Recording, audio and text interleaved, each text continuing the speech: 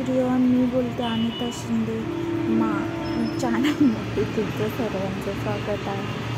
चला, आज मी बघणार आहे नवीन रेसिपी दाखवणार आहे. त्याच्यासाठी स्पेशल नवऱ्यासाठी बनवलेली एक रेसिपी.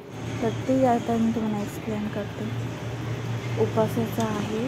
तर ह्याच्यामध्ये मी तेल घेतलं, मीठ घेतलं, मिरची घेतलं आणि शेंगदाणे भाजून घेतलं आणि मोठे साबुदाणे घेतले तळायचे, म्हणजे फ्राय करायचे. बाकी ते तुम्हाला कसं हे आलं अशी गाडी भेटतात मार्केटमध्ये. हे मी सर्व साहित्य घेतलं. एवढं साहित्य, जास्त साहित्य घ्यायचं नाही. तर चला, हे साहित्य तर पुढे रेसिपी बघू. तर मी पातेलं घेतलं, कारण की ते कढई नाही घेतं. कढईमधून ते बाहेर येतं, फुलतं ना, तर ते तेलावरती डोळ्यावर एकदम तेल उडू शकते. त्यासाठी मग मी पातेलं घेतलं. तर पातेल्यामध्ये मी ते टाकते आता, आणि त्याच्यानंतर मी त्याच्यावरती झाकण ठेवते, कारण की ते बाहेर उडू नये ते हातावरती पण केअरफुल करण्यासाठी. तर मी टाकते आणि ते हे होतं. हे बघा, असं मस्तपैकी सगळं मी फ्राय करून घेते. हे बघा, मस्तपैकी फ्राय करून घेतलं. त्याच्यानंतर मोठे साबणे उपवासाचा आहे.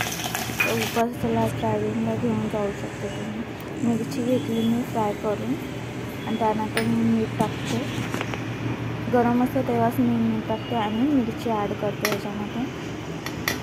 मिरची ॲड करून झाल्यानंतर हे मी पूर्ण मिक्स करून घेणार आहे.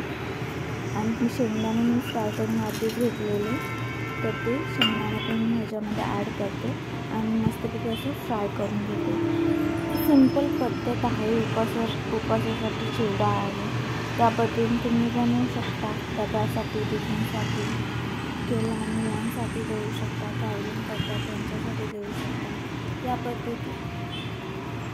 पद्धतीने सिंपल रेसिपी आहे. या पद्धतीने एकदा बनवून बघा आणि कमेंट करून सांगा कशी झालं.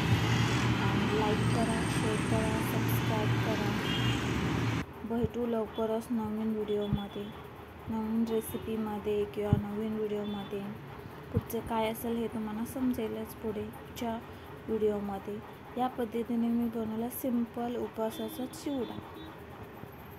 चिवडा मी बनवला आहे. या पद्धतीने बनवून बघा आणि कमेंट करून सांगा कसा. आणि नेक्स्ट व्हिडिओ मी लवकरच घेऊन येते. चला, नेक्स्ट व्हिडिओमध्ये लवकर भेटू. Bye bye. Bye bye. See you tomorrow. Bye.